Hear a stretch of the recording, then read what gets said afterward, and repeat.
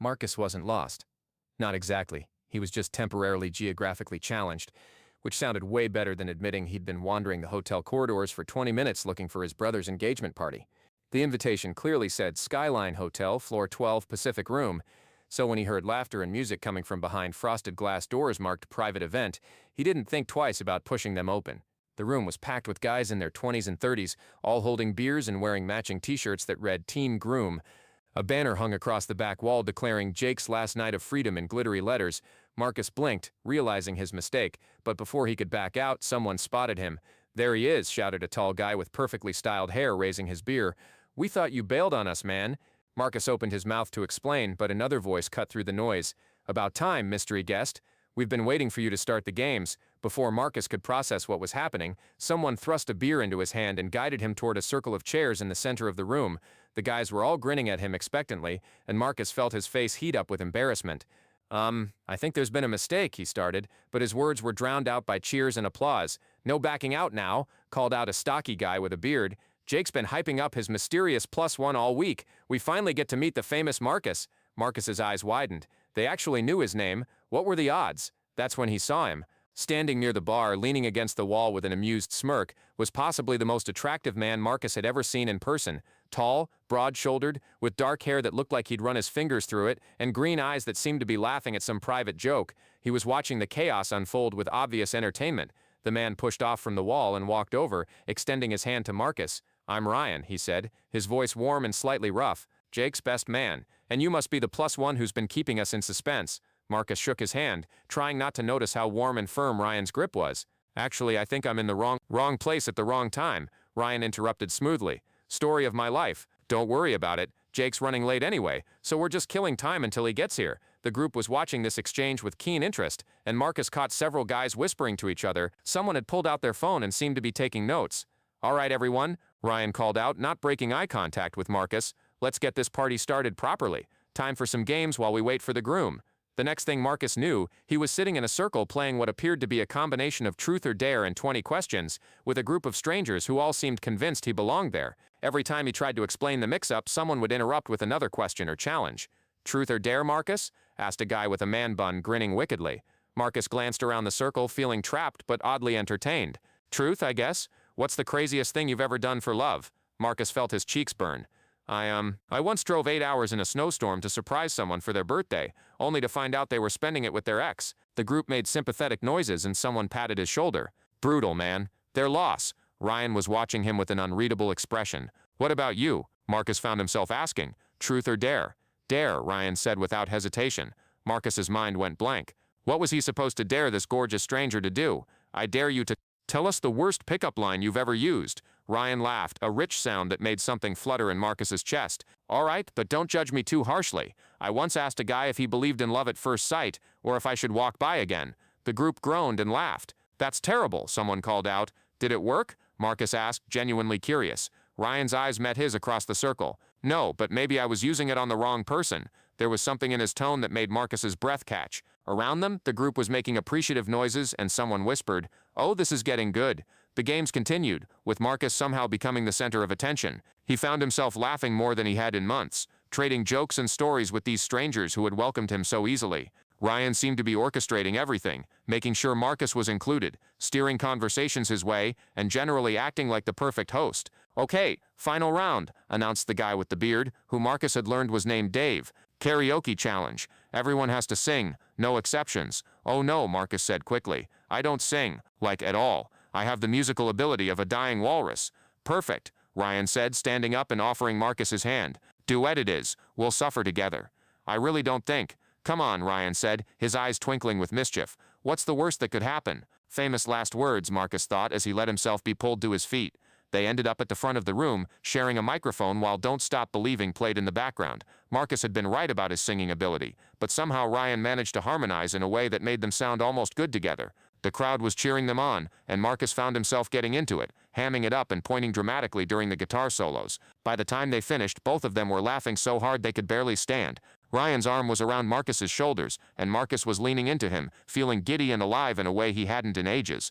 "Not bad for a dying walrus," Ryan murmured in his ear, his breath warm against Marcus's skin. That's when the door opened and a guy in a rumpled shirt stumbled in, looking harried and apologetic. "Sorry I'm late, guys," he called out. "Traffic was insane, and then I couldn't find parking," and he stopped short when he saw Marcus and Ryan at the front of the room, still standing close together with the microphone between them. Jake?" Dave called out. "Who's this then?" Marcus felt the blood drain from his face as he realized what had happened. He looked around the room at all the expectant faces, then back at Ryan, who was watching him with growing understanding. "I'm so sorry," Marcus said quickly, stepping away from Ryan. "I think I've made a terrible mistake. I was looking for the Mitchell-Stevens engagement party. I must have gotten off on the wrong floor." There was a moment of stunned silence, then Dave burst out laughing. "You mean you've been here this whole time and you don't even know Jake? I thought you were someone else," Marcus admitted, mortified. "When you said my name, I didn't know how to correct you." Ryan was still watching him, but his expression had shifted to something Marcus couldn't read. "So you're not Jake's mysterious +1? I don't even know Jake," Marcus said miserably. "I should go. I'm really sorry for crashing your party." He started toward the door, but Ryan caught his arm gently. "Hey, wait, what's your name? Your real name?" "Marcus Chen, and I really am sorry about this." "Marcus Chen," Ryan repeated, like he was testing how it sounded. "Well, Marcus Chen, you just made this the most interesting bachelor party I've ever been to." The room had erupted in chatter, with guys laughing and talking over each other about the mix-up. Marcus caught fragments of conversation. "Can you believe it? He just walked in here. This is like something out of a movie." Jake, the actual groom, came over with a huge grin on his face. "Dude, this is amazing. You just randomly crashed my bachelor party and ended up being more entertaining than half the stuff we had planned." "I should really go," Marcus said again, but he found himself reluctant to leave. Despite the embarrassment, he'd had more fun in the past hour than he'd had in weeks. "No way," Jake said firmly. "You're staying. Anyone who can make Ryan actually participate in karaoke deserves a place at this party." Ryan raised an eyebrow. "I participate in karaoke. You stand there and look pretty while other people sing," Dave corrected. "This is the first time I've seen you actually get into it." Marcus looked between them, confused. "I really should find my brother's party." "Text him," Ryan suggested. "Tell him you're running late. 1 more hour won't hurt, right?" Marcus hesitated, then pulled out his phone. His brother had texted him earlier, asking where he was, but the engagement party was scheduled to run until midnight. He could spare another hour. "All right," he said, surprising himself. 1 more hour. The cheer that went up from the group made him laugh despite his embarrassment. Someone handed him a fresh beer, and Ryan appeared at his side with that same amused smile. "So, Marcus Chen," Ryan said, "tell me something real about yourself. What do you want to know?" "Everything," Ryan said simply, and something in his tone made Marcus believe he meant it. Chapter 2, The Morning After Revelation. Marcus woke up in his hotel room with a headache, a smile he couldn't seem to wipe off his face, and a phone full of contact numbers from guys whose names he was only half sure he remembered correctly. The night had stretched way past his planned 1 hour, turning into a marathon of stories, more terrible karaoke, and increasingly ridiculous party games that had everyone crying with laughter. He'd finally left around 2 in the morning, after Jake had insisted on getting a group photo and everyone had exchanged numbers for the wedding next month. Marcus had been too caught up in the moment to point out that he probably wouldn't be invited to a wedding for someone he'd just met. His phone buzzed with a text from an unknown number. "Morning, party crasher. Coffee. I know a place. Mine is Ryan." Marcus stared at the message, his heart doing something complicated in his chest. He'd been trying all night to convince himself that the chemistry he'd felt with Ryan was just the result of an unusual situation and too much beer. But seeing Ryan's name on his phone screen brought back every moment from the night before. Ryan's laugh when Marcus made a particularly sarcastic comment, the way Ryan had made sure he was included in every conversation, the brief moment when their hands had touched reaching for the same drink and neither of them had pulled away immediately.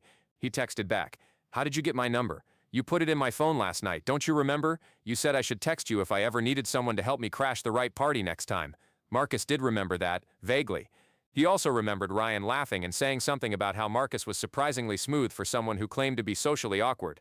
"Coffee sounds good," Marcus typed, then immediately second-guessed himself. Was this a date, a friendly hangout, an elaborate setup for more humiliation? Ryan sent him an address and added, "Fair warning, Jake's wedding is in 3 weeks, and the guys are convinced you're coming as my +1 now." Marcus nearly dropped his phone. "What? Long story. Meet me in 20 minutes and I'll explain." 25 minutes later, Marcus found himself in a cozy coffee shop across from Ryan, who looked annoyingly good for someone who'd been up until at least 3 in the morning.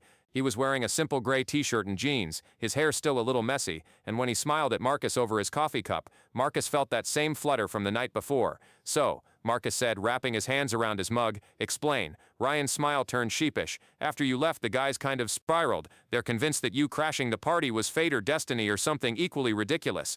Dave started a group chat called Operation Get Ryan Laid, which I only found out about this morning. Marcus choked on his coffee. I'm sorry. What? It gets worse, Ryan continued, looking like he was trying not to laugh. Apparently they've been worried about me being single and miserable, which is news to me because I thought I was doing fine. But now they've decided that you're perfect for me, and they're determined to make sure we end up together. Based on one night where I accidentally crashed your party?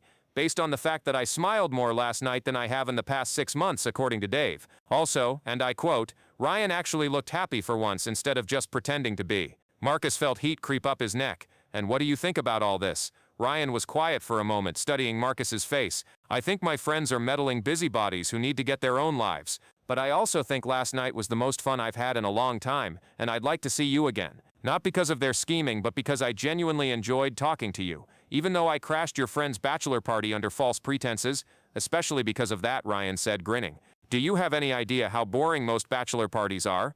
You showing up was the best thing that could have happened. Marcus found himself smiling back. So what happens now? Well, Jake's wedding is in 3 weeks. The guys are all going to be there, and they're going to spend the entire time trying to set us up whether we want them to or not.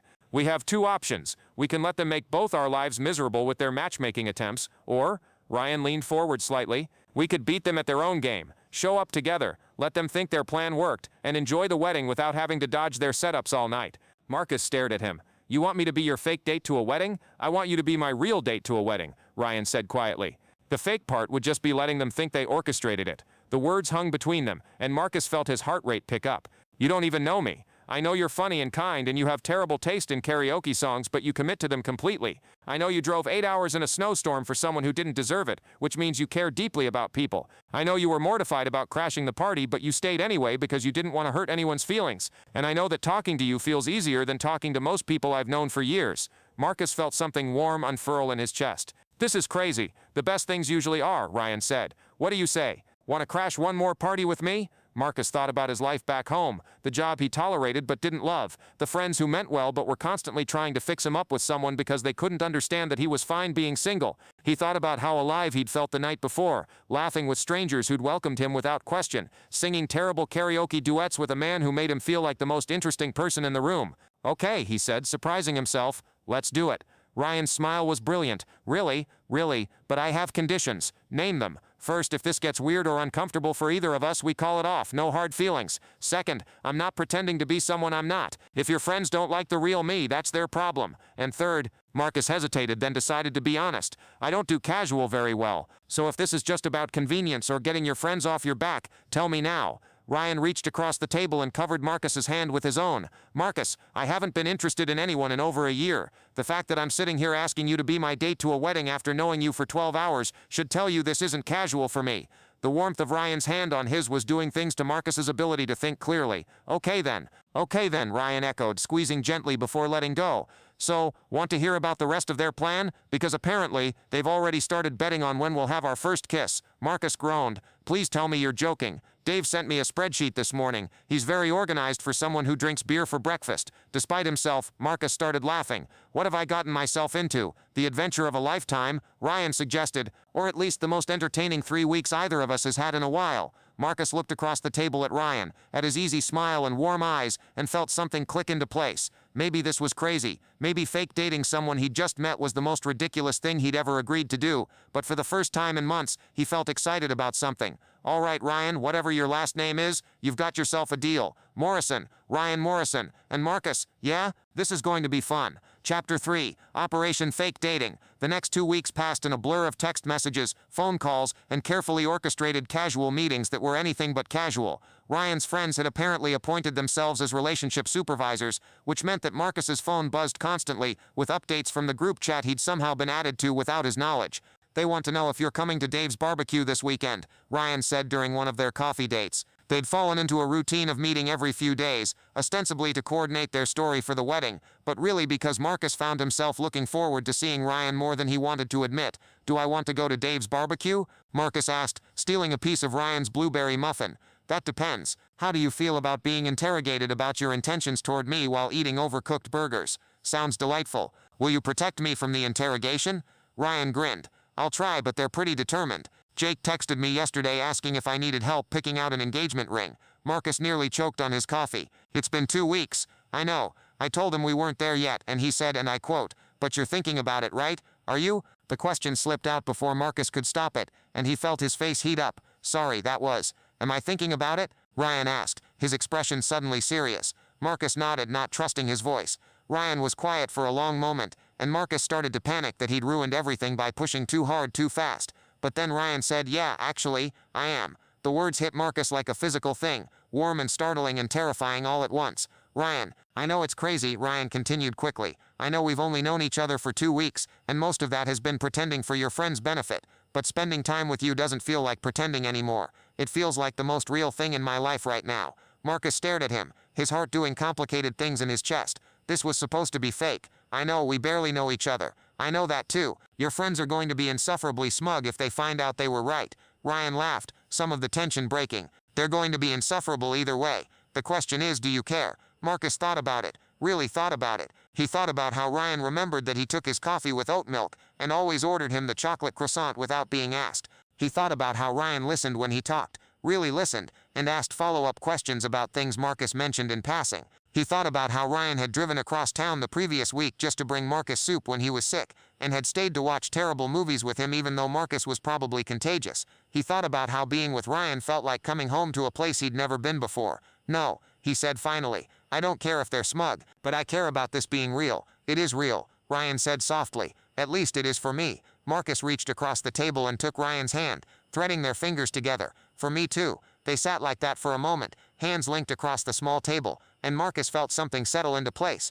This wasn't fake anymore. Maybe it never really had been. "So," Ryan said eventually, "want to go to Dave's barbecue and scandalize everyone by actually being happy together. Will there be more terrible interrogation questions?" "Definitely." "Will you hold my hand when they get too invasive?" "Absolutely." Marcus squeezed Ryan's fingers. "Then let's go crash another party." Dave's barbecue was exactly as advertised. Overcooked burgers, intensive questioning, and a group of guys who were way too invested in Marcus and Ryan's relationship status. But it was also surprisingly fun, in the chaotic way that all group gatherings with Ryan's friends seemed to be. Marcus found himself holding court by the pool, telling stories about his job as a graphic designer while Jake and Dave peppered him with questions about his intentions toward Ryan. The questions were ridiculous, but they were asked with such genuine care for Ryan that Marcus found himself answering seriously. "He makes me want to be braver," Marcus said when Jake asked what he liked most about Ryan. "I've always been the kind of person who plays it safe, who doesn't take risks, but being with Ryan makes me want to try new things, even if they scare me." Across the yard, Ryan was manning the grill and pretending not to listen,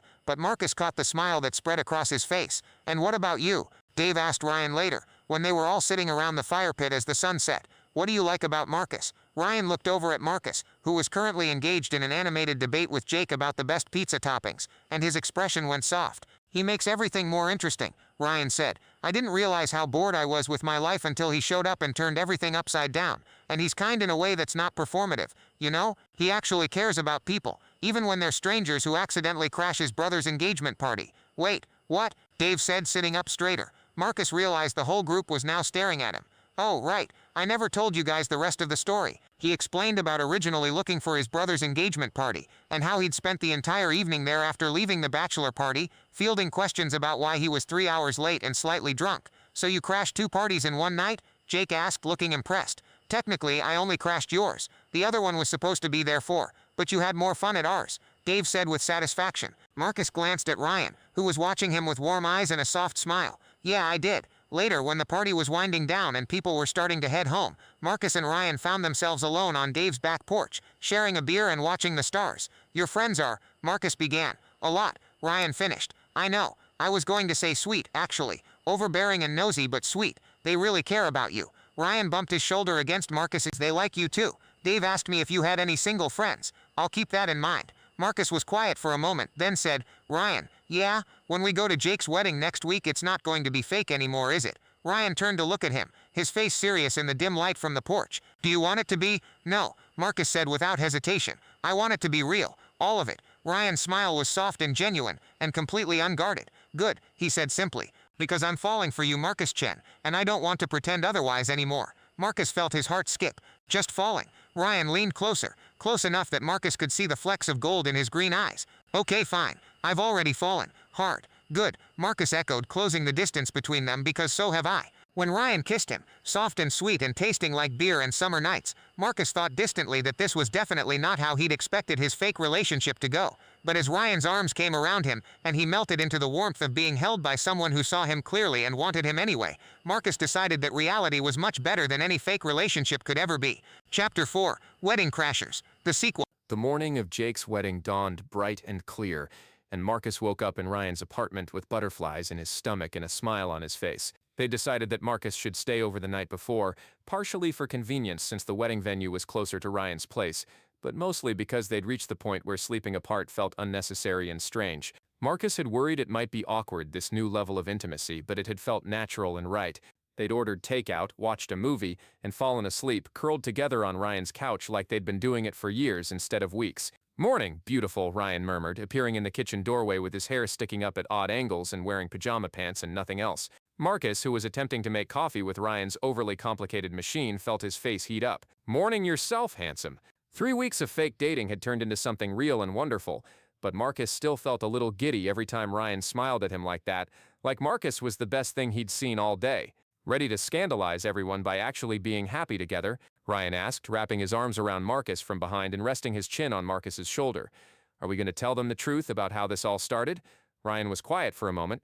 "Do you want to?" Marcus leaned back against Ryan's chest, enjoying the warmth and solid presence of him. "I think they're going to figure it out eventually. Your friends aren't stupid.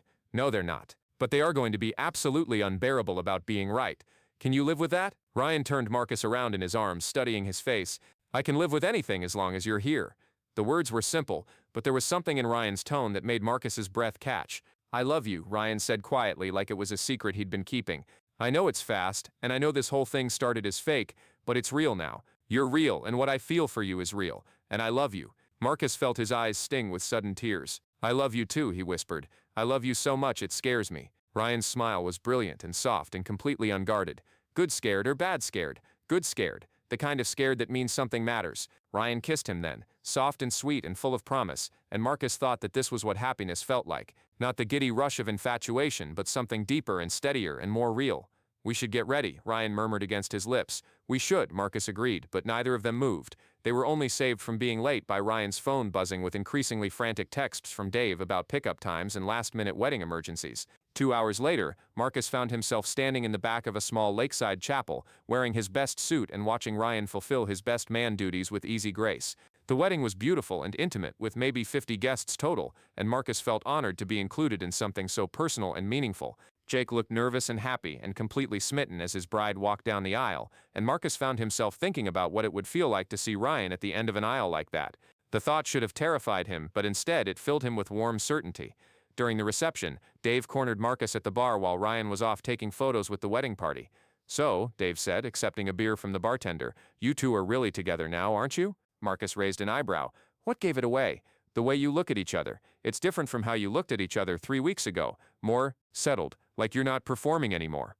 Marcus was quiet for a moment, then decided on honesty. "We weren't really performing before either. Not after the first night."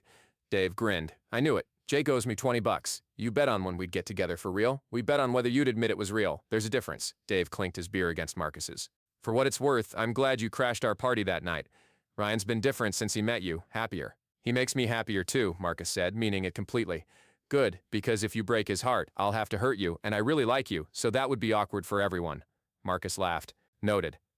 The rest of the evening passed in a blur of dancing, toasts, and celebrating.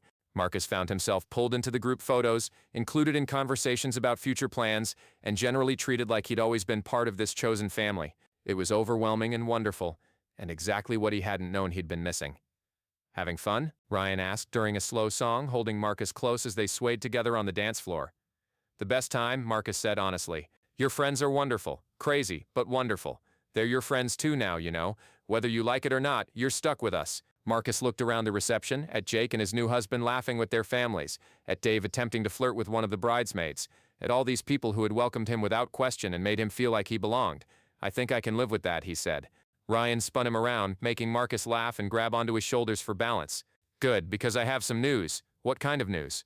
"The kind where Dave's already planning his birthday party for next month and insisting that you help with the planning because, and I quote, Marcus has good taste and won't let me hire a DJ who only plays death metal." Marcus groaned. What have I gotten myself into? A lifetime of meddling friends and terrible party planning decisions, Ryan said cheerfully. Still think I'm worth it? Marcus looked at Ryan, at his warm eyes and easy smile, at the way he looked at Marcus like he was something precious and worth keeping. He thought about the past 3 weeks, about fake dating that had turned real, about crashing the wrong party and finding the right person. Ask me again in 50 years, Marcus said, pulling Ryan closer. Is that a promise? Marcus kissed him, right there on the dance floor in front of all their friends, and didn't care who was watching. It's a promise. Later, much later, when the reception was winding down and people were starting to head home, Marcus and Ryan found themselves back where it all started, standing together in a room full of Ryan's friends, surrounded by laughter and love, and the kind of chaos that only comes from people who care about each other deeply.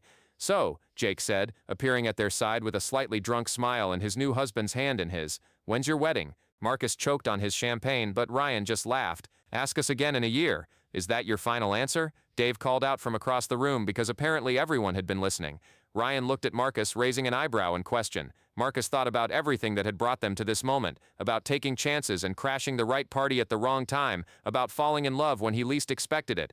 Ask us again in 6 months, Marcus said, surprising himself.